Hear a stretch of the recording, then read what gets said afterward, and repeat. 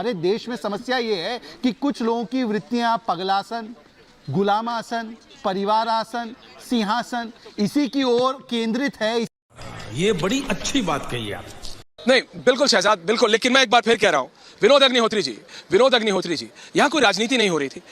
ये बात अलग है कि किसी से बर्दाश्त ना हो रहा हो कि मोदी को इतना बड़ा पेडेस्टल कैसे दे दिया। ये बात अलग है कि किसी से बर्दाश्त ना हो रहा हो कि नरेंद्र मोदी से 195 देशों के लोग क्यों मिलना चाहते हैं। ये बर्दाश्त ना हो रहा हो कि मोदी योगा करते हैं तो वो भी गिनीज बुक ऑफ रिकॉर्ड में आ जाता है। अब उसका मैं क्या कर सकता हूं विनोद अग्निहोत्री जी? लेकिन ये हर एक भारतीय के लिए नहीं, देखिए, नहीं ऐश्वर्या जी, ऐसा है कि भारत की जो छवि रही है आदिकाल से, वो एक आक्रामक देश की नहीं रही है। उसकी छवि हमेशा एक शांतिपूर्ण, शांतिप्रिय और ऐसे देश की रही है जिसने वसुधैव कुटुंबकम का नारा दिया। इसलिए और ये उसका विस्तार है, भारतीय जो हमारा जो संस्कृति है।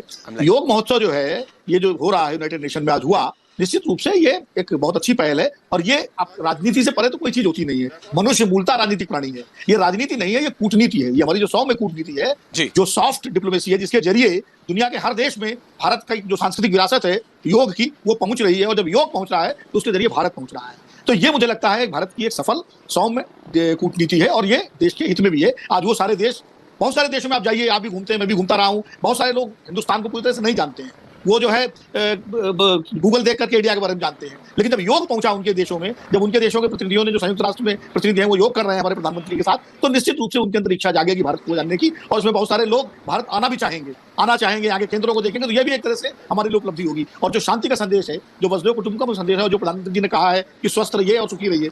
रुको जरा, सबर करो। योगस चित्त वृत्तीय निरोधा, इसका मतलब ये होता है कि जब चित्त मतलब अंतकरण की वृत्तियां शांत होती है तब उसको योग कहते हैं। पर हमारे देश में समस्या ये है कि कुछ लोगों की वृत्तियां पगलासन, गुलामासन, परिवारासन, सिंहासन इसी की ओर केंद्रित है। इसीलिए आज जब योग से इतना बड़ा सांस्कृतिक संदेश, भारत का संदेश 180 देश हमारे सामने आसन कर रहे हैं, तो ये देखने के बदले इसमें भी कुछ लोगों को इस प्रकार से यहां पर भारत के योग के खिलाफ आपत्तिजनक बातें कहने का मकसद दिखाई देता है। तो मुझे लगता है कि वो किस प्रकार की प्रवृत्ति का परिचय देते हैं। इससे पहले भी 2019 में आपको याद होगा कि राहुल गांधी ने ट्वीट करके योग का मजाक उड़ाया था। भारत के सेंगोल को नहीं बख्शना था, जिस प्रकार से दंडवत प्रणाम को नहीं बख्शा गया। तो भारत की सांस्कृतिक चिन्हों का, जिसमें राजनीति नहीं राष्ट्रनीति के मुद्दे हैं, उस पर भी राजनीति पर उतर आना, यह कांग्रेस का परिचय है। मैं एक ही वाक्य कहना चाहता हूं आज ऐश्वर्या, आज देखिए कई महान देशों की अगर आप परिकल्पना करें तो कोई आर्थिक रूप से स्वीकारा जाता है, कोई देश जो है कूटनीतिक रूप से स्वीकारा जाता है। मात्र भारत एक ऐसा देश है जो आजादी के अमृत महोत्सव के प्रथम वर्ष में आर्थिक रूप से,